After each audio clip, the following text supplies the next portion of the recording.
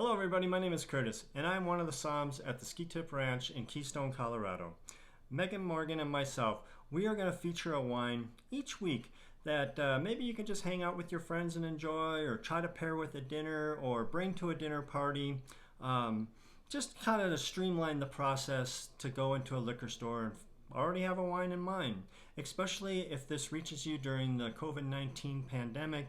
This is a really good tool to either order for curbside pickup or quicken that process of going into a liquor store, grabbing your wine, and kind of getting out of there. So this is a wine from Paso Robles, California. And so we're about halfway in between LA and San Francisco. And the wine is Halter Ranch Cabernet Sauvignon. And so Halter Ranch is an old ranch that was started in the 1880s by a gentleman named Edwin Smith. And he was a wholesale butcher up in the San Francisco area. And he purchased this to move on down to this area of Paso Robles and kind of continue his business down there. In the mid-1900s, the McElvray family purchased this. They farmed it. They were the first ones to actually plant grapevines here, and I believe it was 1996. In the year 2000, a gentleman by the name of Hans-Roig Weiss purchased this property, and he built this beautiful SIP certified state-of-the-art winery. So SIP certified, sustainable in practice. So some of the things they do to be sustainable, one big one is they collect rainwater off of their roofs and concrete pads, and 100% of the water they use in their winemaking process comes from this collection of rainwater. Any excess water goes into this beautiful little holding pond that they have on their property that they use for irrigation and things like that.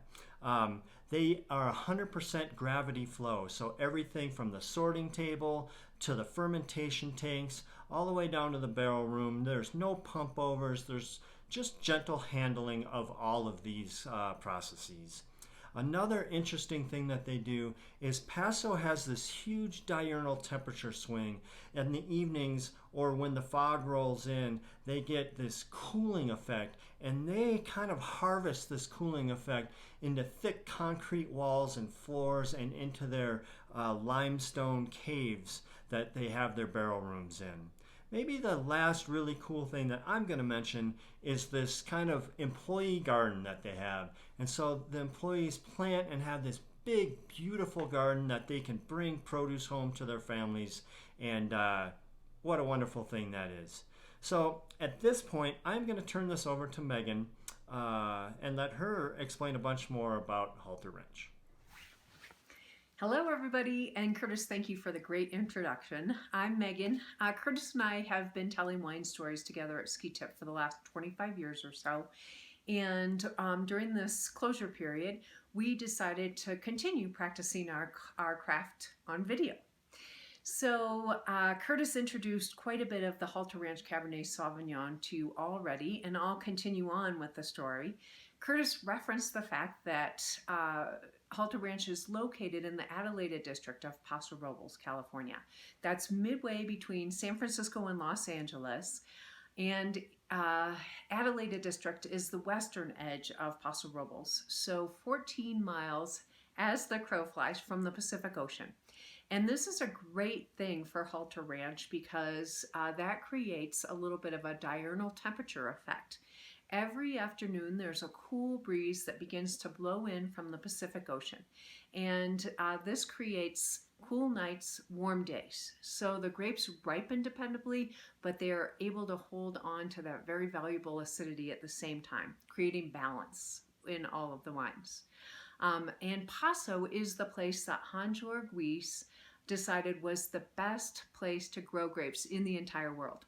So Hans-Georg, very American sounding name, not. He was born in Switzerland. He, however, did undergraduate work here in the United States.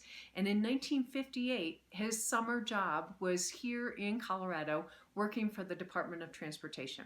So it was also here in Colorado that climbing and hiking in the Rocky Mountains, he fell in love with a concept of public open space that we enjoy here in the U.S. So after Harvard Business School and a very successful career, he helped found a company called Synthes, and they create biomedical equipment screws, plates, etc. I have a couple, you might also.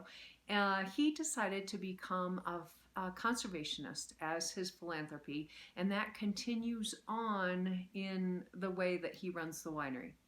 The Weiss Foundation manages 20 million acres of land in the western United States, an additional 5 million acres of land in the rest of the international globe. And conservation is what they're all about. So he loves Paso, as does his winemaker, Kevin Sass. So Kevin Sass has been in Paso making wine for the last 28 years, 17 harvests now at Halter Ranch, and before that he was the winemaker at Justin.